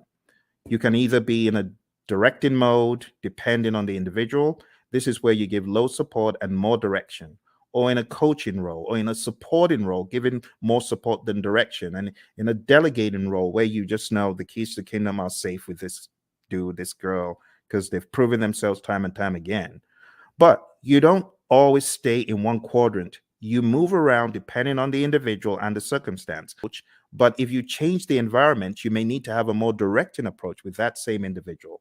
And that's the general idea. The other thing that you really need to know for your exam is the 5 stages of team development: the forming, storming, norming, performing, and adjourning. This will help you on the questions. There's also subtle lingo used. So when it comes to forming, the team members are independent. When it comes to performing, the team members are interdependent. So you got to understand PMI's lingo when it comes to these. I would say it's worth checking how they discuss the 5 stages of team development, or Tuckman's ladder, Bruce Tuckman's ladder.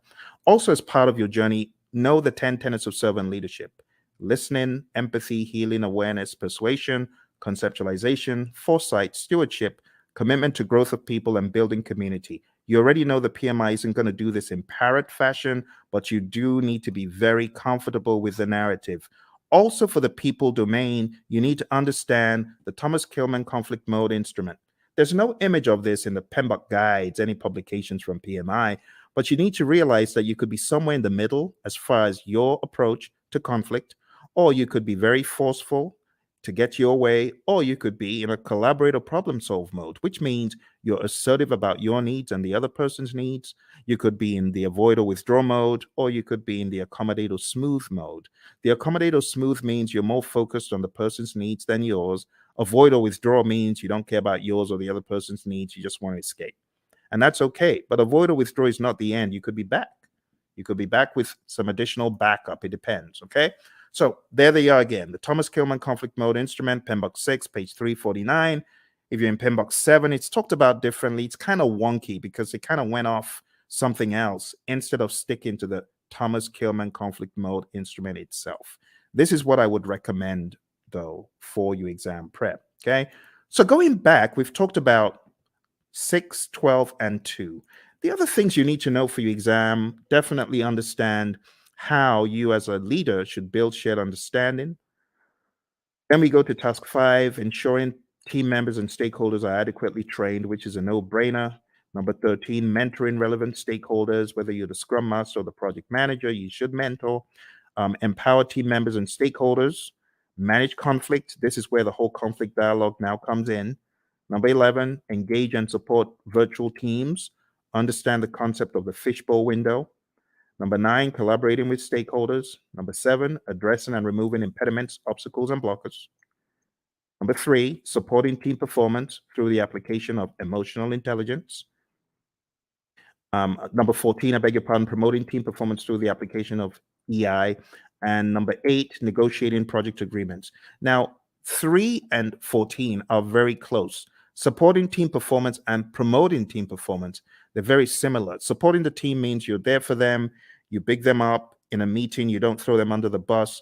Promoting team performance through the application of EI is different. This means you are emotionally intelligent. Emotional intelligence means you're able to control your emotions, bridle your emotions, and you're also able to influence the emotions of others. And that's the people domain very succinctly. Okay. As easy as ABC. But don't forget, in the document I sent you, every one of these is broken down into smaller enablers. I would recommend going through the PDF that I put in the chat. That will help get you to excellence in this. Okay? Let's move on to the process domain. Before we get to the process domain, I really want to accentuate a couple of tools. Okay? The stakeholder power interest grid is big.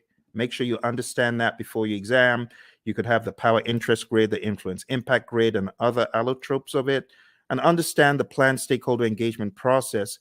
This is where we have our stakeholder engagement assessment matrix. I call it the SEAM. This is where you have your current state of the stakeholder, and that is your desired state.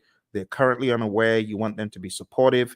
The question for your team then becomes, how do I get Bob from an unaware stakeholder to supportive? What are the actions that we need, right? And those are the actions that you got to discuss.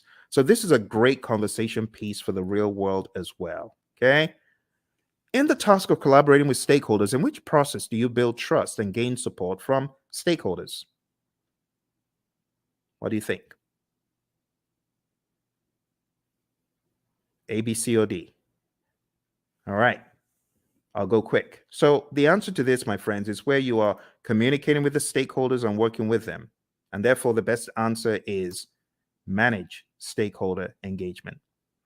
You won't get questions like that on the exam because those are very prescriptive to process name, but still, you could get the process names expanded upon and camouflaged. So, you do need to know what you're doing in each process. Here's another one.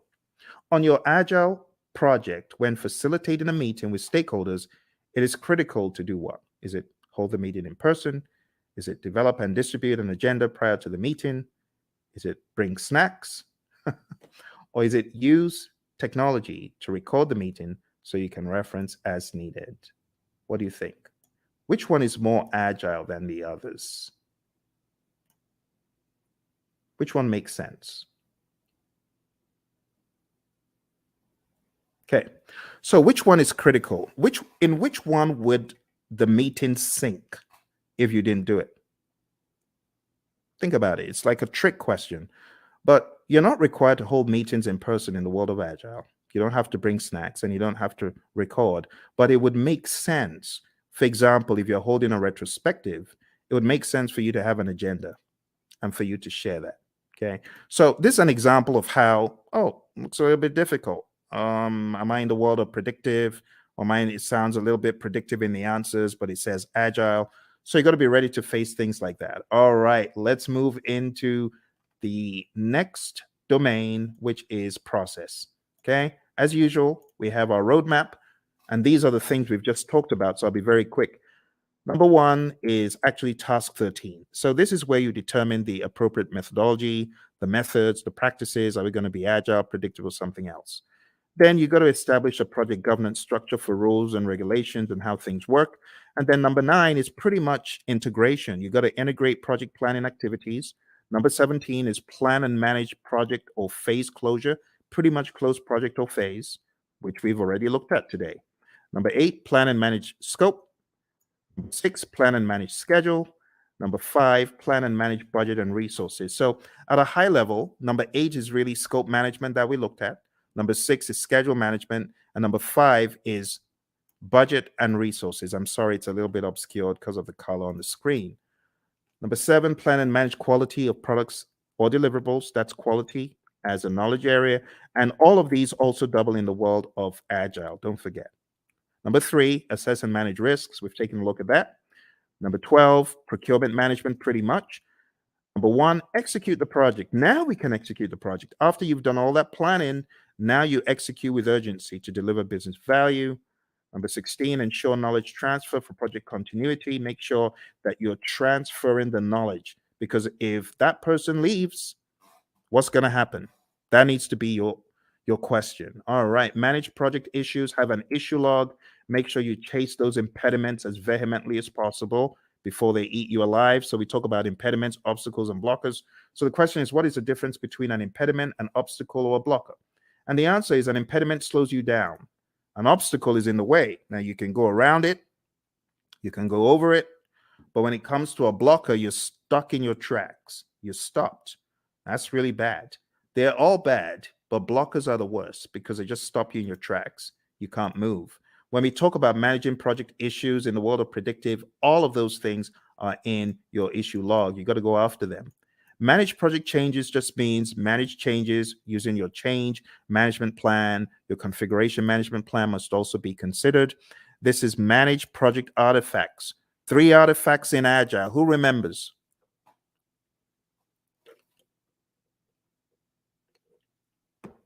I'm getting some crickets. 3 artifacts we talked about. Does anyone remember?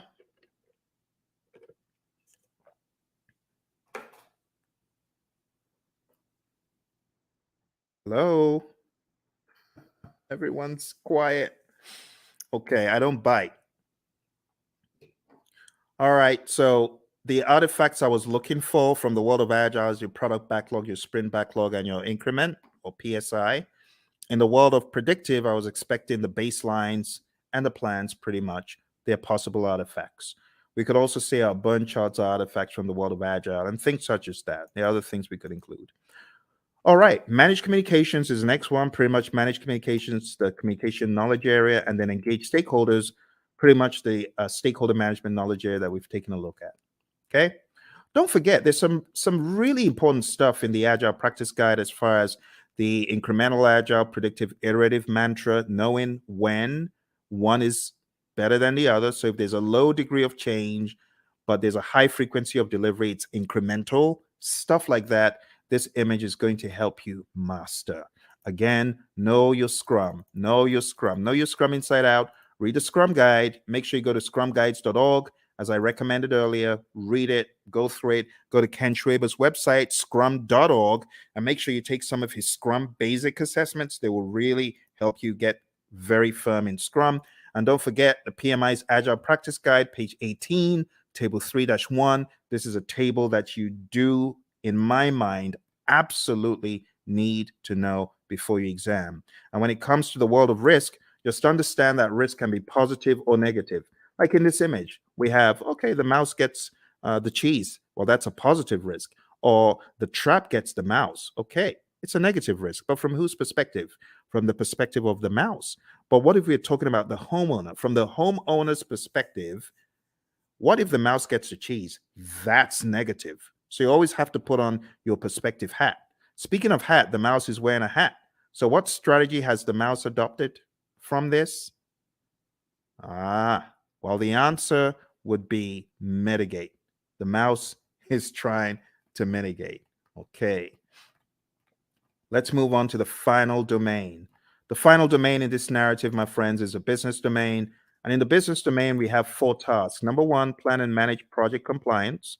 Make sure that you are complying. Do not comply, because not complying could be bad. We're going to hear from our buddy Roy very quickly here. He's going to share an agile perspective of compliance.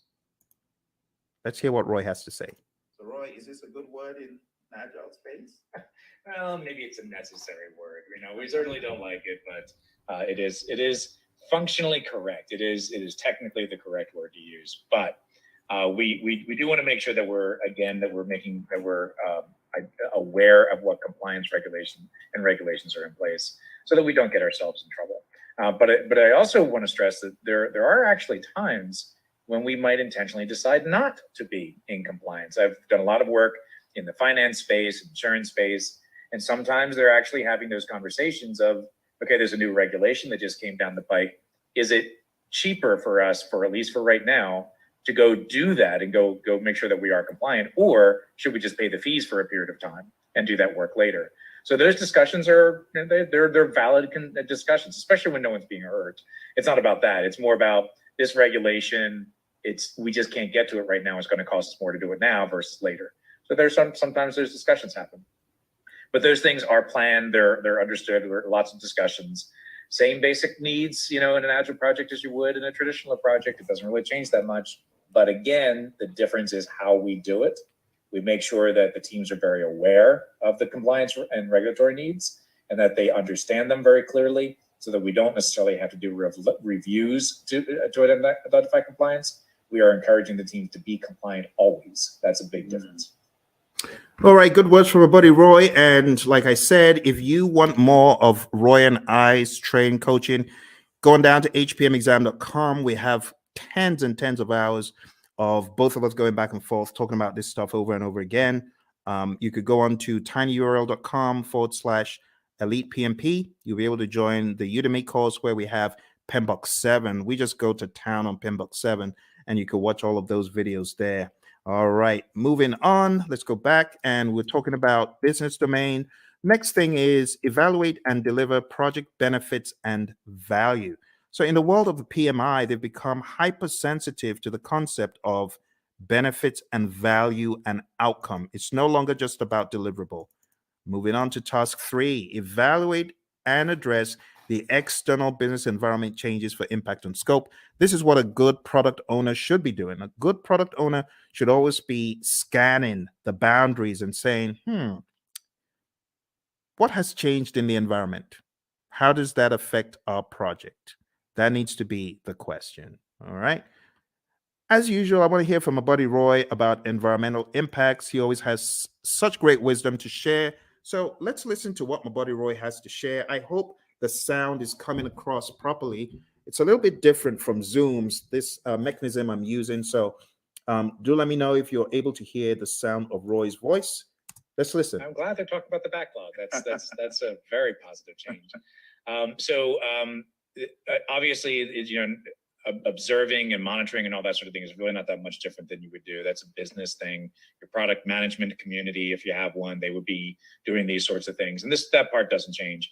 The part that does change, though, is that we're able to make those changes a lot faster. So if something is happening in the market, we don't have to wait 6 months or a year to implement it because of current projects. We change it now, or as early as is practical anyway. And the main reason that we can do that is because it's less impact to our schedule, less impact to our projects. We can make those changes a lot faster with significantly less impact to our project. All right, back to you, Phil. All right, awesome stuff from our buddy Roy. So now you understand the concept of the environmental changes and their impact on scope. We've got one more, and we're going to be done for the night. We're going to be done. So here's your last chance. Type in any questions you have. I'm sorry if you are typing in questions and I'm not seeing them. This is a different platform, so even though it's live, I am unable to see if you have chatted in anything. It's not coming through. You might want to go to LinkedIn and try, because a few moments ago, Lawan was chatting in and it did work for her on LinkedIn. So if you're typing in and it's not working, I am sorry. All right, let's go on to the final one, and it's support organizational change. And you as a project manager, this is your job. Your job is to support organizational change. If the organization is going through change, you got to be a champion for it. You got to make sense making sessions. You got to help the organization, right, in their sense making sessions. You need to spearhead and lead the charge. As it says here in what we have in 3.4, it says assess the organizational culture. That's number one. Number two, evaluate the impact of the organizational change to your project. And finally, evaluate the impact of the project to the organization. And then you got to determine required actions either way. That's the general idea. We're going to hear from our buddy Roy, and then we're going to wrap this up. So our buddy Roy is going to talk about organizational change from the world of Agile. Let's hear from Roy. So Roy, how do we think about supporting organizational change from this perspective? Yeah, this is huge in the Agile space. And the main reason is to enable Agile to work properly, you need to change the organizational culture. It has to happen. To support things like, experimentation and the ability to fail and removing impediments as quickly as possible. All of these things may be contrary to the way that your organization is set up and contrary to the culture. So as project managers, as scrum masters, you need to be evangelists and champions of the process and encourage that change by educating your leaders, educating your business partners, your stakeholders, making sure they really understand what this is all about. Organizational change, let's say this, the biggest barrier to Agile adoption is organizational culture. So if you're looking for one thing that's going to be your biggest problem, it's the organization itself, the culture of the organization. So you need to pay particular attention to that, because you're going to see behaviors that are more traditional in an Agile environment. But in an Agile environment, those traditional behaviors don't work, right? If we're expecting to see things the same way, do things the same way, do Agile, you will fail. It will not go well for you. You may get some benefits, but eventually you're going to start seeing where the organization is going to get in the way, and you will start very quickly falling back into traditional approaches because this Agile thing doesn't work here, right? And it's not that Agile can't work there, it's that your organization is just not changing to allow it to happen. All right, Phil, back to you. Awesome stuff as always from my buddy Roy, my Agile coach.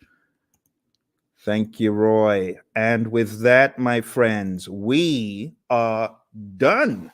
Or are we?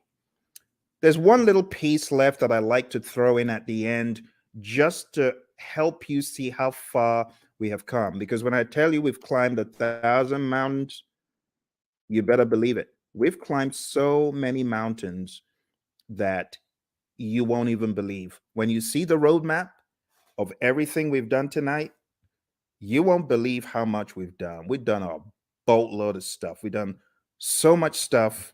It could actually be a little bit mind-boggling to you.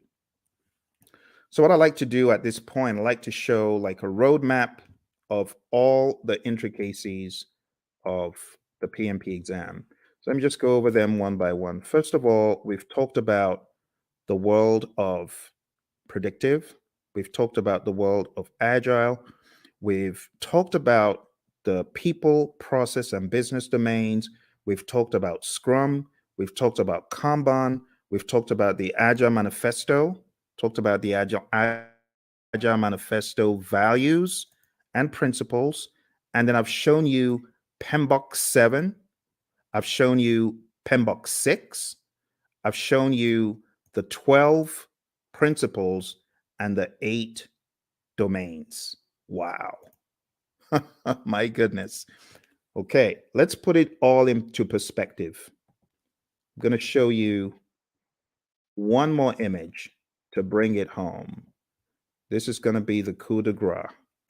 It's going to help you see everything in one place. Okay. But are you ready? I hope you are. This is going to go pretty deep. Let's take a look.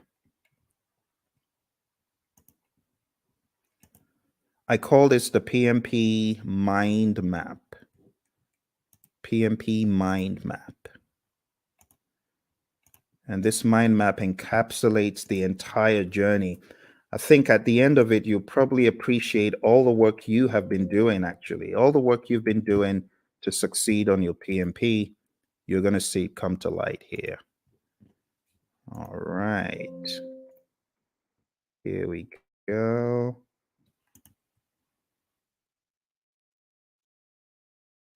PMP mind map. You might have seen a video where I talked about this in the past, but it's always new because of the enormity of what we have done tonight. You ready? Okay. You take myself off the screen so that you can see it. All right. So we've talked about everything here in the world of Agile. See that? Let's zoom in. Agile. Talked about the manifesto, talked about servant leadership, talked about charters, and these are some other pages that you need to focus on. We talked about predictive, 5 process groups, 10 knowledge areas, 49 processes, talked about the principles and the domains, talked about the PMP exam content outline. Quick note on hybrid, if you haven't already read pages 26 to 30 in the Agile Practice Guide, you definitely want to. And then we talked about Scrum. We went through the 353. And then coming to a wider view, we've talked about integration, scope, schedule, cost, quality, resources, communication, risk, procurement, and stakeholder. We've talked about people, process, and business. And then we've talked about some auxiliary things. I told you about my experience on the exam. You got to manage your time. I told you definitely take it at a test center. I wouldn't advise taking it at home. Bad things happen to some people who take it at home. Some people are able to escape unscathed, but trust me, when it happens, when the flying monkeys come out, it's no fun. And I know a lot of people who have encountered the flying monkeys. Get enough sleep for your exam and definitely do a lot of scenario-based tests. If you haven't taken my 200 question test, which you can find, actually, I've got 200 question tests on YouTube. If you haven't taken them, I highly advise that you do. I'm going to put them in the chat. Do that. So, well, my friends, thank you very much for joining me. I appreciate it. You take care, and don't forget, check out all the links, hpmexam.com, tinyurl/elite PMP, and tinyurl.com/elite CAPM. All right? You take care. All the very best.